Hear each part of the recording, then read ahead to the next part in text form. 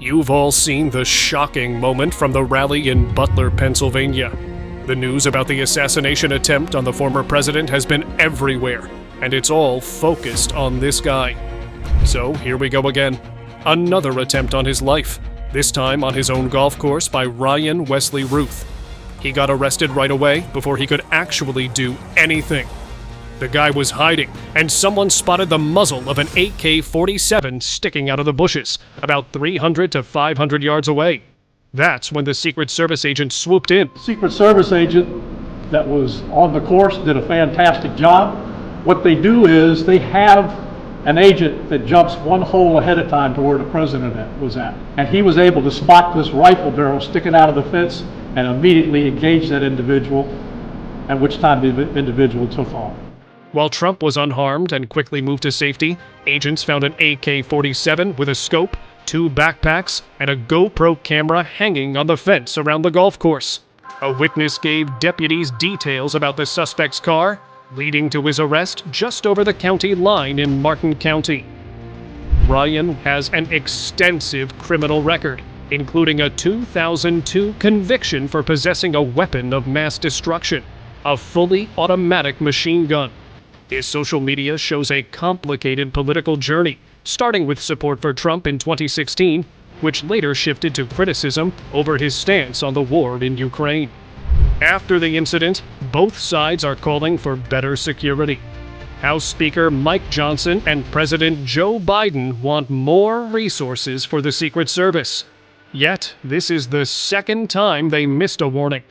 At the first attempt, spectators saw a man on the roof with a rifle. And he had a gun, right? He had a rifle. We could clearly see him with a rifle. I'm standing there pointing at him, 2 or 3 minutes. Secret Service is looking at us from the top of the barn. I'm pointing at that roof, just standing there like this. And next thing you know, 5 shots ring out. So you're certain that the shots came from that guy on the roof? 100%. But local security had no idea Thomas Matthew Crooks and Wesley Routh were polar opposites, yet united by a deadly goal. Crooks was an unremarkable loner with unclear motives, while Routh had openly threatened the former president before his attempt. While there's no footage of Routh's attempt, we do have raw footage of the Pennsylvania incident.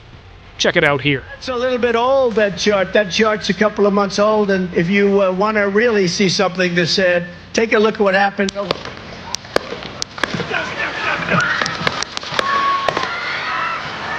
This may be the best angle of the shooting, showing President Trump duck down and later grasp his ear. Just minutes later, it was confirmed that the threat was neutralized, but the Secret Service quickly moved the former president off the stage. And that's a little bit old, that chart. That chart's a couple of months old, and take a look at what happened.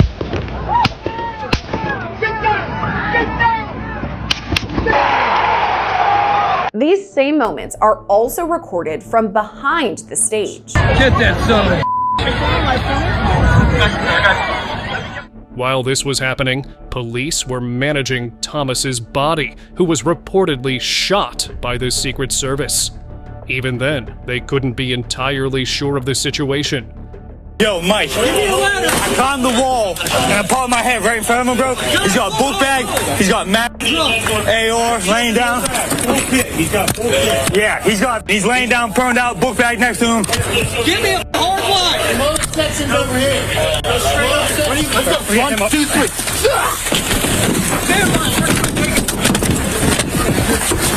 On the left side. Pretty sure we got shot at. It was a real close snap, dude. Bro, before you came up here, I popped my head up there like an idiot by myself, dude. He turned around, I fucking dropped, and I started... That's how they got somebody up here. I thought somebody was up here. I put my head up here. If he was up here, I was post. Dude, that's how I was calling out, bro. On top of the roof. We on the same frequency? We are attacking now. I'll let you know. As you saw, officers are seen standing over Crooks' body on the roof in the footage released. There's clear confusion about why the roof of the ATR building, where Crooks shot from, was unmanned. Officers also seem uncertain about whether the shooter was neutralized and why he wasn't taken out before opening fire. The situation involving the sniper was subject to much debate. Despite the crowd pointing out the suspect, there was no sniper noise until the shots were fired. Additionally, in the case service's defense, they had stopped the suspect 20 minutes earlier, but local police failed to comply with their instructions.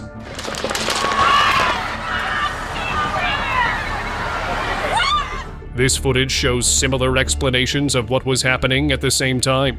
It's clear there was ample time to stop this individual, and if everyone had done their job more effectively, we might have prevented the critical injuries. Unfortunately, 57-year-old David Dutch and 74-year-old James Copenhaver were seriously hurt, but are now in stable condition.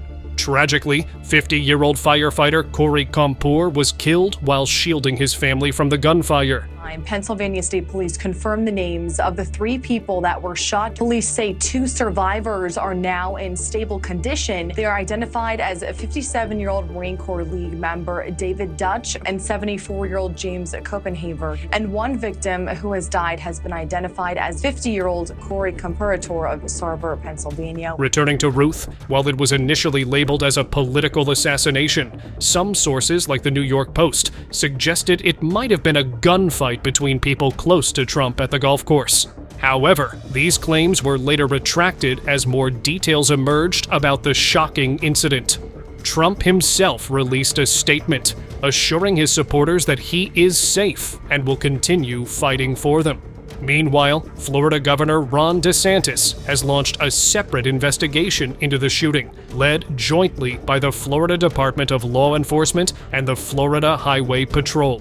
It's really important for the people of Florida, but also for our country, that we pursue the most serious charges that are on the books to hold this guy accountable. These attempts on Trump's life expose serious flaws in our security systems and highlight the growing extremism in our political landscape. It's clear that our current measures aren't enough, and this incident forces us to confront the real threats to public figures and democratic stability.